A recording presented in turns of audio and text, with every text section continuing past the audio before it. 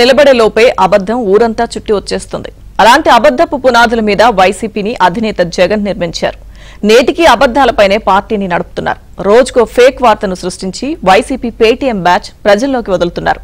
నిన్నగాక మొన్న చంద్రబాబు పేరుతో వచ్చిన ఓ లేఖ ఏబిఎన్ లో ప్రసారం అయిందంటూ ప్రచారం చేసిన ఫేక్ గాళ్లు నేడు ఏకంగా బీజేపీ రాష్ట్ర అధ్యక్షురాలు దగ్గుబాటి పురంధేశ్వరి ముస్లిం రిజర్వేషన్ కూటమి రద్దు చేస్తుందంటూ ఏబిఎన్ లోగోతో అసత్య ప్రచారానికి ఒడిగట్టారు.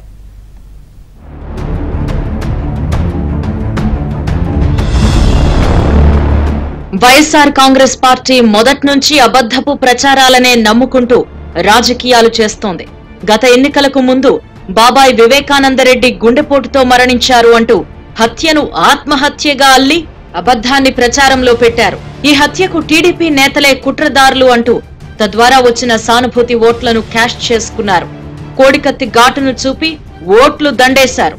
ఈ రెండు సందర్భాలలో వైసీపీ చేసిన ప్రచారం అసత్యమని తేలిపోయింది. అయితే అప్పటికే ఆ పార్టీ అధికార పీఠం ఎక్కి కూర్చుంది.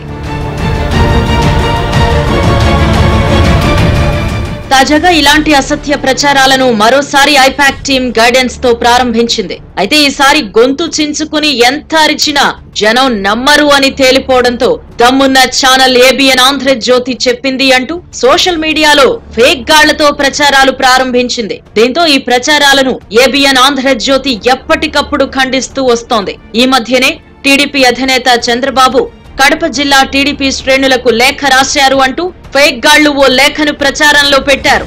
కేవలం తాము సోషల్ మీడియాలో ఇలాంటి ప్రచారం చేసినా ప్రజలు నమ్మడం లేదని భావించి దమ్మున్న ఛానల్ ఏబిఎన్ పేరుతో సోషల్ మీడియాలో ప్రచారం చేయటం ప్రారంభించారు. ఏబిఎన్ గ్రాఫిక్ ప్లేట్లతో వార్త ప్రసారమైనట్టు స్క్రీన్ షాట్లు తీసి వాట్సాప్ ఇతర మాధ్యమాల్లో వైరల్ చేశారు. కడప లోక్సభ స్థానం నుంచి పోటీ చేస్తున్న షర్మిలకు లోపాయికారిగా మద్దతు తెలుపుతున్నట్టు ఆ లేఖ సారాంశం. దీంతో ఈ ఫేక్ పన్నాగం పారకుండా వెంటనే స్పందించిన టీడీపీ అధిష్టానం ఆ లేఖ ఫేక్ అని మీడియాకు అధికారికంగా తెలియజేసింది. దీంతో వైసీపీ పేటీఎం బ్యాచ్ పన్నుతున్న ఫేక్ పన్నాగాలకు ఆ రోజుకు చెక్ పడినట్టయింది. ఇదిలా ఉంటే తాజాగా బీజేపీ రాష్ట్ర అధ్యక్షురాలు దగ్గుబాటి పురంధేశ్వరి మీడియాలో ముఖ్యంగా ఏబిఎన్ ఛానల్లో మాట్లాడుతూ కూటమి అధికారంలోకి వచ్చిన వెంటనే ముస్లిం రిజర్వేషన్లు రద్దు చేస్తామని చెప్పినట్టు ఫేక్ గాళ్లు ప్రచారం ప్రారంభించారు. దీనికి తోడు గతంలో 4% ముస్లింలకు రిజర్వేషన్ వైఎస్ఆర్ కల్పించినట్టు మరో స్క్రీన్ షాట్ ను కూడా ప్రచారంలో పెట్టారు. ఆ స్క్రీన్ షాట్ల కింద చంద్రబాబు, పవన్ కళ్యాణ్ కూడా రిజర్వేషన్ల తొలగింపుకు సానుకూలంగా ఉన్నారు అంటూ టాప్ టిక్కర్ లో వస్తున్నట్టు కూడా ఫేక్ గాళ్లు సృష్టించారు. దీంతో ఇది ఫేక్ ప్రచారమేనని ఏబిఎన్ సైతం ఖండించింది. ఇటువంటి తప్పుడు వార్తలను ఫేక్ గాళ్లు ప్రచారంలో పెడితే వారిపై న్యాయపరమైన చర్యలు తీసుకుంటామని ఏబిఎన్ ఆంధ్రజ్యోతి యాజమాన్యం స్పష్టం చేసింది. గత ఎన్నికల్లో టీడీపీపై సోషల్ మీడియా వేదికగా విష ప్రచారం చేసిన వైసీపీ అప్పట్లో జనాన్ని నమ్మించగలిగింది.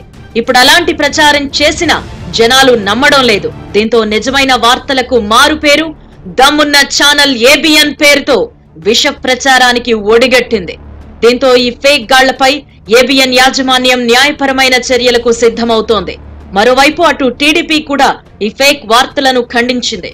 వైఎస్ఆర్ కాంగ్రెస్ పార్టీకి ఓటమి తప్పదని తెలిసే ఇలాంటి పన్నాగాలు పన్నుతోందని ఆరోపించింది.